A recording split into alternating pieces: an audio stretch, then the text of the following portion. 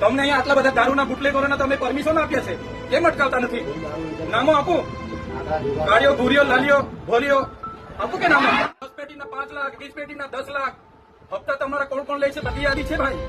જ્યારથી ચૈતર વસાવા ધારાસભ્ય બન્યા છે ત્યારથી તેમને હેરાન કરવામાં આવી રહ્યા છે, છતાં પણ કાળજાનું દિલ રાખીને તેઓ હંમેશા મજૂરોની અને ખેડૂતોની વારે આવતા હોય છે. ત્યારે તેમનો એક વિડીયો વાયરલ થઈ રહ્યો છે, જેમાં તેઓ ફરી એકવાર ખેડૂતોની વારે આવે છે અને તેઓ લડત આપી રહ્યા છે. બરાબર, તમારે કાયદો વ્યવસ્થા જાળવો, અમને કોઈ વાંધો નથી. ધક્કા મુક્કી કરી જાણી જોઈને તમે શું સાબિત કરવા માંગો છો ભાઈ? ડરાવવા માંગો છો, સીન સપાટા કરવા માંગો છો? એ ડરવાવાળા લોકો નથી. અમારા આદિવાસીઓ છે ને, અંગ્રેજો સામે પણ લડ્યા છે. ક્યારેય ગુલામી અમે સ્વીકાર નથી કરી. કોઈના મગજમાં એવો ધુમાડો હોય તો કાઢી નાખજો. તમને અહીંયા આટલા બધા દારૂના બુટલેગરોને તમે પરમિશન આપ્યા છે, કેમ અટકાવતા નથી?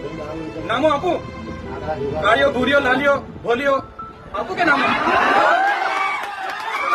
બંધ કરી દેજો. 10 પેટીના 5 લાખ, 20 પેટીના 10 લાખ હપ્તા તમારા કોણ કોણ લે છે બધી યાદી છે ભાઈ.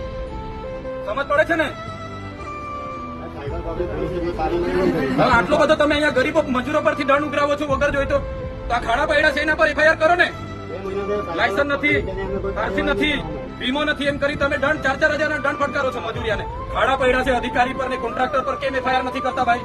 એ તમારા ફરજમાં નથી આવતું. મજૂરોને ચોપડી પર રોકીને કલેક્ટરશ્રીને, ડીડીઓશ્રીને અને નિયામક ડીઆરડીને 5 તાલુકાના ટીડીઓને બોલાવો. ધારાસભ્ય સમેત બધી પ્રજા આવી છે, અમારે રજૂઆત કરવાની છે. અમારે કોઈ બીજી મગજમારી નથી. હું પોતે એકલો રજૂઆત કરવા વાળો માણસ છું, હું આગેવાન છું. આમના વતી હું રજૂઆત કરીશ, તમે બોલાવો.